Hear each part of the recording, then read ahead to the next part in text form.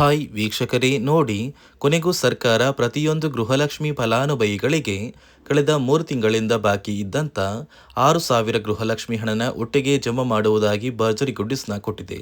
ಹೌದು ವೀಕ್ಷಕರೇ, ಈಗಾಗಲೇ ಸಾಕಷ್ಟು ಫಲಾನುಭವಿಗಳಿಗೆ ಕಳೆದ 3 ತಿಂಗಳಿಂದ ಬರಬೇಕಾದ ಆಗಸ್ಟ್ ತಿಂಗಳ ಹಣ, ಜುಲೈ ತಿಂಗಳ ಹಣ ಮತ್ತು ಜೂನ್ ತಿಂಗಳ ಹಣ ಜಮಾ ಆಗೋದಕ್ಕೆ ಶುರುವಾಗಿದ್ದು, ನಿಮ್ಮ ಬ್ಯಾಂಕ್ ಖಾತೆಗೆ ಹಣ ಬರಬೇಕು ಅಂದರೆ ಹಣಕಾಸು ಇಲಾಖೆ ಜಾರಿಗೆ ತಂದಿರುವ ಹೊಸ ಬದಲಾವಣೆ ಮತ್ತು ಹೊಸ ನಿಯಮಗಳನ್ನ ಕಡ್ಡಾಯವಾಗಿ ಪ್ರತಿಯೊಬ್ಬರು ಪಾಲಿಸಬೇಕು. ಯಾಕಂದರೆ 7ರಿಂದ 8 ಲಕ್ಷಕ್ಕಿಂತ ಅಧಿಕ ಮಹಿಳೆಯರಿಗೆ ಈ ಬಾರಿ ಸರ್ಕಾರ ಗೃಹಲಕ್ಷ್ಮಿ ಹಣನ ಕ್ಯಾನ್ಸಲ್ ಮಾಡಿದೆ. ನಿಮ್ಮ ಬ್ಯಾಂಕ್ ಖಾತೆಗೆ ಹಣ ಬರುತ್ತೋ ಕ್ಯಾನ್ಸಲ್ ಆಗುತ್ತೆ ಅಂತ ಕೂಡ ತಿಳಿಸ್ಕೊಡ್ತೀನಿ. ಮತ್ತು ಸರ್ಕಾರದಿಂದ ಕರ್ನಾಟಕದ 27 ಜಿಲ್ಲೆಗಳನ್ನು ಆಯ್ಕೆ ಮಾಡಿ 3 ತಿಂಗಳ 6,000 ಹಣನ ಆಗಸ್ಟ್ 14 ಅಂದರೆ ಇಂದು ಶುಕ್ರವಾರದಿಂದ ಜಮಾ ಮಾಡ್ತಾ ಇದ್ದು, ಯಾರಿಗೆಲ್ಲ ಹಣ ಬರುತ್ತೆ, ಯಾರಿಗೆಲ್ಲ ಹಣ ಕ್ಯಾನ್ಸಲ್ ಆಗಿದೆ ಅಂತ ನಾನು ನಿಮಗೆ ತಿಳಿಸ್ಕೊಡ್ತಾ ಇದ್ದೀನಿ. ಅದಕ್ಕಿಂತ ಮೊದಲು ನೋಡಿ ವೀಕ್ಷಕರೇ, ನೀವು ನನ್ನ ಚಾನಲ್ನ ಸಬ್ಸ್ಕ್ರೈಬ್ ಆಗದೆ ಹಾಗೆ ವಿಡಿಯೋ ನೋಡ್ತಾ ಇದ್ರಿ, ದಯವಿಟ್ಟು ಪ್ರತಿಯೊಬ್ಬರು ಚಾನಲ್ನ ಸಬ್ಸ್ಕ್ರೈಬ್ ಮಾಡಿಕೊಂಡು ಪ್ರತಿಯೊಬ್ಬರು ವಿಡಿಯೋಗೆ ಒಂದು ಲೈಕ್ನ ಕೊಡಿ. ಹೌದು ವೀಕ್ಷಕರೇ, ಸರ್ಕಾರ ಪ್ರತಿಯೊಂದು ಗೃಹಲಕ್ಷ್ಮಿ ಫಲಾನುಭವಿಗಳ ಬ್ಯಾಂಕ್ ಖಾತೆಗೆ ಕಳೆದ 3 ತಿಂಗಳಿಂದ ಬಾಕಿ ಇದ್ದಂಥ 6,000 ಗೃಹಲಕ್ಷ್ಮಿ ಹಣನ ಒಟ್ಟಿಗೆ ಜಮಾ ಮಾಡುವುದಾಗಿ ಭರ್ಜರಿ ಗುಡ್ಡಿಸ್ನ ಕೊಟ್ಟಿದೆ. ಈಗಾಗಲೇ ಸಾಕಷ್ಟು ಫಲಾನುಭವಿಗಳ ಬ್ಯಾಂಕ್ ಖಾತೆಗೆ 6,000 ಹಣ ಜಮಾ ಆಗಿದೆ. ಆದರೆ ಸುಮಾರು 8ರಿಂದ 10 ಲಕ್ಷಕ್ಕಿಂತ ಅಧಿಕ ಮಹಿಳೆಯರ ಬ್ಯಾಂಕ್ ಖಾತೆಗೆ ಗೃಹಲಕ್ಷ್ಮಿ ಹಣ ಕ್ಯಾನ್ಸಲ್ ಆಗಿದೆ. ಸರ್ಕಾರ ಜಾರಿಗೆ ತಂದಿರುವ ಹೊಸ ನಿಯಮಗಳನ್ನ ಕಡ್ಡಾಯವಾಗಿ ಪಾಲಿಸಬೇಕು ಮತ್ತು ಹೊಸ ಬದಲಾವಣೆಗಳನ್ನ ಕೂಡ ನೀವು ತಿಳ್ಕೋಬೇಕು. ಹಾಗಾದರೆ ಮಾತ್ರ ನಿಮ್ಮ ಬ್ಯಾಂಕ್ ಖಾತೆಗೆ ಹಣ ಬರುತ್ತೆ ಅಂತ ಸರ್ಕಾರ ಆದೇಶ ಕೊಟ್ಟಿದ್ದು, ನಿಮ್ಮ ಬ್ಯಾಂಕ್ ಖಾತೆಗೆ ಹಣ ಬರಬೇಕು ಅಂದರೆ ಏನೆಲ್ಲ ನಿಯಮಗಳು ಮತ್ತು ಬದಲಾವಣೆಗಳು ಬಂದಿದೆ ಅಂತ ಕೂಡ ತಿಳಿಸ್ಕೊಡ್ತೀನಿ. ಮತ್ತು ಸರ್ಕಾರದಿಂದ ಕರ್ನಾಟಕದ 27 ಜಿಲ್ಲೆಗಳನ್ನು ಆಯ್ಕೆ ಮಾಡಿ ಆಗಸ್ಟ್ 14 ಶುಕ್ರವಾರದಂದು 3 ತಿಂಗಳ 6,000 ಹಣನ ಜಮಾ ಮಾಡ್ತಾ ಇದ್ದು, ಯಾವ ಜಿಲ್ಲೆಗಳಿಗೆ ಹಣ ಬರ್ತಾ ಇದೆ ಅಂದರೆ ಬೆಂಗಳೂರು ನಗರ, ಬೆಂಗಳೂರು ಗ್ರಾಮಾಂತರ, ಚಿಕ್ಕಬಳ್ಳಾಪುರ, ಚಿತ್ರದುರ್ಗ, ದಾವಣಗೆರೆ, ಕೋಲಾರ, ಶಿವಮೊಗ್ಗ, ತುಮಕೂರು, ಬಾಗಲಕೋಟೆ, ಬೆಳಗಾವಿ, ವಿಜಯಪುರ, ಧಾರವಾಡ, ಹಾವೇರಿ, ಉತ್ತರ ಕನ್ನಡ, ಬಳ್ಳಾರಿ, ಬೀದರ್, ಕಲಬುರಗಿ, ರಾಯಚೂರು, ಯಾದಗಿರಿ, ಚಾಮರಾಜನಗರ, ಚಿಕ್ಕಮಗಳೂರು, ದಕ್ಷಿಣ ಕನ್ನಡ, ಹಾಸನ, ಕೊಡಗು, ಮಂಡ್ಯ, ಮೈಸೂರು, ಉಡುಪಿ ಹೀಗೆ ಸರ್ಕಾರ ಒಟ್ಟು 3 ತಿಂಗಳ ಗೃಹಲಕ್ಷ್ಮಿ ಯೋಜನೆಯ 6,000 ಹಣನ ಕರ್ನಾಟಕದ 27 ಜಿಲ್ಲೆಗಳಿಗೆ ಜಮಾ ಮಾಡ್ತಾ ಇದೆ. ನಿಮ್ಮ ಬ್ಯಾಂಕ್ ಖಾತೆಗೆ ಹಣ ಬರಬೇಕು ಅಂದರೆ ಹೊಸ ನಿಯಮಗಳು ಮತ್ತು ಹೊಸ ಬದಲಾವಣೆಗಳನ್ನ ಪಾಲಿಸಬೇಕು. ಸಾಕಷ್ಟು ಫಲಾನುಭವಿಗಳಿಗೆ ಇದೇ ಕಾರಣಕ್ಕೆ ಹಣ ಕ್ಯಾನ್ಸಲ್ ಆಗಿದ್ದು, ಸರ್ಕಾರದಿಂದ ಏನೆಲ್ಲ ಹೊಸ ರೀತಿಯ ಬದಲಾವಣೆಗಳು, ನಿಯಮಗಳು ಬಂದಿದೆ ಅಂತ ಕೂಡ ತಿಳಿಸ್ಕೊಡ್ತಾ ಇದ್ದೀನಿ. ನೋಡಿ ವೀಕ್ಷಕರೇ, ಮೊದಲು ಸರ್ಕಾರ ಯಾವ ಕಾರಣಕ್ಕೆ ಗೃಹಲಕ್ಷ್ಮಿ ಯೋಜನೆಗೆ ಹೊಸ ರೀತಿಯ ಒಂದು ನಿಯಮಗಳನ್ನ ತಂದಿದೆ ಅಂದರೆ, ಇಲ್ಲಿ ಗೃಹಲಕ್ಷ್ಮಿಯಲ್ಲಿ ಸುಮಾರು 6ರಿಂದ 7 ಲಕ್ಷಕ್ಕಿಂತ ಅಧಿಕ ಮಹಿಳೆಯರ ಹತ್ರ ಒಂದು ವೋಟರ್ ಐ ಡಿ ಕಾರ್ಡ್ ಇಲ್ಲ. ಅಂದರೆ ವೋಟರ್ ಐ ಡಿ ಇಲ್ಲ ಅಂದರೂ ಕೂಡ ಅವರು ಸರ್ಕಾರದಿಂದ ಬರುವ ಗೃಹಲಕ್ಷ್ಮಿ ಹಣನ ಪಡಿತಾ ಇದ್ದಾರೆ. ಮತ್ತು ಸಾಕಷ್ಟು ಫಲಾನುಭವಿಗಳ ಒಂದು ಬ್ಯಾಂಕ್ ಖಾತೆ ಏನಿದೆ, ಆ ಒಂದು ಬ್ಯಾಂಕ್ ಖಾತೆ ಹೊರ ರಾಜ್ಯದ ಬ್ಯಾಂಕ್ ಖಾತೆ ಆಗಿದೆ. ಅಂದರೆ ಕರ್ನಾಟಕದಲ್ಲಿರುವಂತಹ ಫಲಾನುಭವಿಗಳು ಬೇರೆ ರಾಜ್ಯದಲ್ಲಿ ಹೊಂದಿರುವಂತಹ ಒಂದು ಬ್ಯಾಂಕ್ ಖಾತೆನ ಕೊಟ್ಟು ಗೃಹಲಕ್ಷ್ಮಿ ಹಣನ ಪಡಿತಾ ಇದ್ದಾರೆ.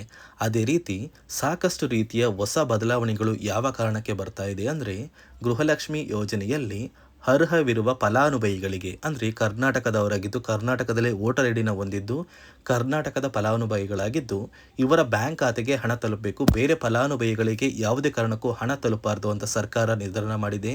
ಇದೇ ಕಾರಣಕ್ಕೆ ಸಾಕಷ್ಟು ಫಲಾನುಭವಿಗಳು ಗೃಹಲಕ್ಷ್ಮಿ ಯೋಜನೆಯ ಒಂದು ಅರ್ಹರ ಪಟ್ಟಿಯಿಂದ ಕ್ಯಾನ್ಸಲ್ ಆಗ್ತಾ ಇದ್ದಾರೆ. ಯಾರೆಲ್ಲ ಫಲಾನುಭವಿಗಳು ಸರ್ಕಾರಕ್ಕೆ ತೆರಿಗೆನ ಕಟ್ತಾ ಇದ್ದೀರಾ, ಗೌರ್ನಮೆಂಟ್ ಜಾಬಲ್ಲಿದ್ದೀರಾ ಮತ್ತು ಇನ್ಕಮ್ ಟ್ಯಾಕ್ಸ್ನ ಪೇ ಮಾಡ್ತಾ ಇದ್ದೀರಾ, ಇಂತಹ ಫಲಾನುಭವಿಗಳ ಹೆಸರನ್ನ ಇನ್ನು ಮುಂದೆ ಸರ್ಕಾರ ಗೃಹಲಕ್ಷ್ಮಿ ಯೋಜನೆಯಿಂದ ಕ್ಯಾನ್ಸಲ್ ಮಾಡಿದೆ. ನಿಮ್ಮ ಒಂದು ರೇಷನ್ ಕಾರ್ಡ್ BPL ರೇಷನ್ ಕಾರ್ಡಿಂದ APL ಆಗಿದ್ರು ಕೂಡ ನೀವು ಗೃಹಲಕ್ಷ್ಮಿ ಯೋಜನೆಯನ್ನು ಪಡೆಯೋದಕ್ಕೆ ಅರ್ಹರಾಗಿರ್ತೀರಾ. ಮತ್ತು ನೀವು ಹೊಂದಿರುವಂತಹ ಒಂದು ಮೊಬೈಲ್ ನಂಬರ್ ಬೇರೆ ಇರುತ್ತೆ. ಇದೇ ಕಾರಣಕ್ಕೆ ಕರೆಕ್ಟ್ ಆಗಿರುವಂತಹ ಒಂದು ಮೊಬೈಲ್ ನಂಬರ್ನ ಕೊಟ್ಟರೆ ಆದಷ್ಟು ಬೇಗ ನೀವು ಮರು ಅರ್ಜಿನ ಹಾಕಿ ಗೃಹಲಕ್ಷ್ಮಿ ಹಣನ ಪಡ್ಕೋಬೋದು. ಅದೇ ರೀತಿ ನೀವು ಹೊಂದಿರುವ ಬ್ಯಾಂಕ್ ಖಾತೆ ಏನಿದೆ, ಆ ಒಂದು ಬ್ಯಾಂಕ್ ಖಾತೆನ ನೀವು ಆ್ಯಕ್ಟಿವ್ ಆಗಿ ಇಟ್ಕೋಬೇಕು.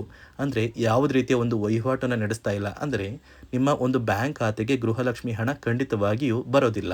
ಅದೇ ರೀತಿ ನೋಡಿ ವೀಕ್ಷಕರೇ, ನಿಮ್ಮ ಮನೆಯ ಕುಟುಂಬರು ಅಂದರೆ ಗೃಹಲಕ್ಷ್ಮಿ ಯೋಜನೆಯ ಒಂದು ಸದಸ್ಯ ಏನಾರು ಮರಣ ಹೊಂದಿದ್ದು ಅವರ ಬದಲಾಗಿ ನೀವು ಅಪ್ಲಿಕೇಶನ್ ಹಾಕ್ತೀವಿ ಅಂದರೆ ಅದು ಸಾಧ್ಯವಿಲ್ಲ. ಯಾಕಂದರೆ ನಿಮ್ಮ ಒಂದು ರೇಷನ್ ಕಾರ್ಡಲ್ಲಿ ಮನೆಯ ಯಜಮಾನಿ ಯಾರಿರ್ತಾರೆ ಅವರೇ ಮಾತ್ರ ಗೃಹಲಕ್ಷ್ಮಿ ಯೋಜನೆಗೆ ಅರ್ಹರಾಗಿರ್ತಾರೆ. ಒಂದು ವೇಳೆ ಮನೆಯ ಸದಸ್ಯರು ಯಜಮಾನಿಯಾಗಿದ್ದು ಅವರು ಮರಣ ಹೊಂದಿದ್ರೆ ಅಂದರೆ ನೀವು ಗೃಹಲಕ್ಷ್ಮಿ ಯೋಜನೆಗೆ ಅಪ್ಲಿಕೇಶನ್ ಹಾಕೋದಕ್ಕೆ ಆಗೋದಿಲ್ಲ. ಮೊದಲು ನಿಮ್ಮ ಮನೆಯಲ್ಲಿ ಇರುವಂತಹ ಒಂದು ಹೆಣ್ಣು ಮಗಳು ಅಂದರೆ ಮಹಿಳೆ, ನಿಮ್ಮ ಒಂದು ಪತ್ನಿ ಇರ್ಬೋದು ಅಥವಾ ನಿಮ್ಮ ಒಂದು ತಾಯಿ ಇರ್ಬೋದು, ಅವ್ರನ್ನ ಮನೆಯ ಯಜಮಾನಿ ನೀವು ಮಾಡಬೇಕಾಗುತ್ತೆ. ಸೊ ಮನೆಯ ಯಜಮಾನಿ ಮಾಡಿದ ನಂತರ ಮಾತ್ರ ನೀವು ಗೃಹಲಕ್ಷ್ಮಿಯ ಸೌಲಭ್ಯನ ಪಡ್ಕೋಬೋದು. ಒಂದು ವೇಳೆ ನೀವು ಗೃಹಲಕ್ಷ್ಮಿಗೆ ಹೊಸದಾಗಿ ಅರ್ಜಿ ಹಾಕಬೇಕು ಅಂದರೆ ಇದೀಗ ಸರ್ಕಾರ ಅದಕ್ಕೂ ಕೂಡ ಕರ್ನಾಟಕ ಒನ್, ಗ್ರಾಮ ಒನ್ ಅಥವಾ ಬೆಂಗಳೂರು ಒನ್ ಸೇವಾ ಕೇಂದ್ರದಲ್ಲಿ ಅವಕಾಶ ಮಾಡಿಕೊಟ್ಟಿದೆ. ಆದರೆ ಮೊದಲ ಥರ ಇವಾಗ ನೀವು ಅರ್ಜಿನ ಹಾಕೋದಕ್ಕೆ ಆಗೋದಿಲ್ಲ. ಬದಲಿಗೆ ನಿಮ್ಮ ರೇಷನ್ ಕಾರ್ಡ್ನ ತೊಗೊಂಡೋಗ್ಬೇಕು, ನಿಮ್ಮ ಆಧಾರ್ ಕಾರ್ಡ್ನ ತೊಗೊಂಡೋಗ್ಬೇಕು, ನಿಮ್ಮ ಒಂದು ಪತಿಯ ಆಧಾರ್ ಕಾರ್ಡ್ನ ಕೂಡ ತೊಗೊಂಡೋಗ್ಬೇಕಾಗುತ್ತೆ. ನಿಮ್ಮ ವೋಟರ್ ಐ ಡಿ ಕೂಡ ಕಡ್ಡಾಯವಾಗುತ್ತೆ. ನಿಮ್ಮ ವೋಟರ್ ಐ ಡಿ ನಿಮ್ಮ ಹತ್ರ ಇದ್ದರೆ ಮಾತ್ರ ನೀವು ಗೃಹಲಕ್ಷ್ಮಿ ಯೋಜನೆಯ ಒಂದು ಅರ್ಹತೆಯನ್ನು ಪಡ್ಕೋತೀರಾ. ಒಂದು ವೇಳೆ ವೋಟರ್ ಐ ಡಿ ಇಲ್ಲ, ರೇಷನ್ ಕಾರ್ಡ್ ಇದೆ, ಆಧಾರ್ ಕಾರ್ಡ್ ಇದೆ ಅಂದರೆ ಇನ್ನು ಮುಂದೆ ನಿಮ್ಮ ಬ್ಯಾಂಕ್ ಖಾತೆಗೆ ಸರ್ಕಾರ ಗೃಹಲಕ್ಷ್ಮಿ ಹಣನ ಖಂಡಿತವಾಗಿಯೂ ಜಮಾ ಮಾಡೋದಿಲ್ಲ. ಯಾಕಂದರೆ ಪ್ರತಿ ವರ್ಷವೂ ಕೂಡ ಸರ್ಕಾರ ವೋಟರ್ ಐ ಡಿನ ಬಿಡುಗಡೆ ಮಾಡುತ್ತೆ, ಅಂದರೆ ವೋಟರ್ ಲಿಸ್ಟ್ನ ಬಿಡುಗಡೆ ಮಾಡುತ್ತೆ. ಈ ಒಂದು ಲಿಸ್ಟಲ್ಲಿ ಕೆಲವು ಫಲಾನುಭವಿಗಳ ಒಂದು ಹೆಸರನ್ನ ಕ್ಯಾನ್ಸಲ್ ಮಾಡುತ್ತೆ. ಒಂದು ವೇಳೆ ನಿಮ್ಮ ವೋಟರ್ ಐ ಡಿ ಏನಾದರೂ ಕ್ಯಾನ್ಸಲ್ ಆಗಿದ್ದರೆ ನಿಮ್ಮ ಬ್ಯಾಂಕ್ ಖಾತೆಗೆ ಗೃಹಲಕ್ಷ್ಮಿ ಹಣನ ಸರ್ಕಾರ ಕ್ಯಾನ್ಸಲ್ ಮಾಡುತ್ತೆ. ಈ ಕೂಡಲೇ ನೀವು ನಿಮ್ಮ ದಾಖಲಾತಿಗಳು ಎಲ್ಲ ಕೂಡ ಸರಿ ಇದೆಯಾ ಅಂತ ತಿಳ್ಕೊಳ್ಳಿ. ಹಾಗಾದರೆ ಮಾತ್ರ ನೀವು ಗೃಹಲಕ್ಷ್ಮಿ ಯೋಜನೆಗೆ ಅರ್ಹರಾಗಿರ್ತೀರಾ. ಸರ್ಕಾರ ಯಾವ ಕಾರಣಕ್ಕೆ ಈ ರೀತಿಯ ಹೊಸ ಬದಲಾವಣೆಗಳನ್ನ ತರ್ತಾ ಇದೆ ಅಂದರೆ ಇಲ್ಲಿಯವರೆಗೂ ಸುಮಾರು 60 ಕೋಟಿಗಿಂತ ಅಧಿಕ ಮೊತ್ತನ ಸರ್ಕಾರ ನಷ್ಟ ಮಾಡಿಕೊಂಡಿದೆ. ಅಂದರೆ ಫಲಾನುಭವಿಗಳು ನಮ್ಮ ಕರ್ನಾಟಕದವರೇ ಅಲ್ಲ, ಅಂತಹ ಫಲಾನುಭವಿಗಳಿಗೂ ಕೂಡ ಸರ್ಕಾರದಿಂದ ಹಣ ಹೋಗಿದೆ ಮತ್ತು ಸಾಕಷ್ಟು ಫಲಾನುಭವಿಗಳು ಮರಣ ಹೊಂದಿದ್ದಾರೆ. ಅಂತಹ ಫಲಾನುಭವಿಗಳಿಗೂ ಕೂಡ ಹಣ ಹೋಗ್ತಾ ಇದೆ ಮತ್ತು ಫಲಾನುಭವಿಗಳು ಹೊಂದಿರುವ ಬ್ಯಾಂಕ್ ಖಾತೆ ಕೂಡ ಆ್ಯಕ್ಟಿವ್ ಇಲ್ಲ. ಅಂತಹ ಫಲಾನುಭವಿಗಳಿಗೂ ಕೂಡ ಹಣ ಹೋಗಿದೆ ಮತ್ತು ಸಾಕಷ್ಟು ಫಲಾನುಭವಿಗಳು ಏನು ಮಾಡಿದ್ದಾರೆ ಅಂದರೆ ಅವರ ಮನೆ ಕುಟುಂಬದ ಯಜಮಾನಿ ಅಂದರೆ ಹೆಡ್ ಆಫ್ ದ ಫ್ಯಾಮಿಲಿ ಇರ್ತಾರಲ್ಲ, ಸೊ ಆ ಒಂದು ಮಹಿಳೆ ಮರಣ ಹೊಂದಿರ್ತಾರೆ.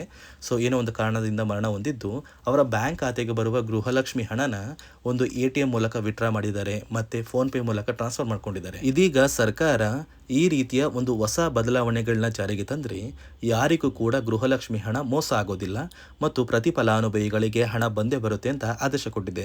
ನೀವು ಕೇಳ್ಬೋದು ವೀಕ್ಷಕರೇ, 3 ವರ್ಷದಿಂದ ಯಾವುದೇ ಕಾರಣಕ್ಕೂ ನಮಗೆ ಗೃಹಲಕ್ಷ್ಮಿ ಯೋಜನೆ ಹಣ ಮಿಸ್ ಆಗಿಲ್ಲ.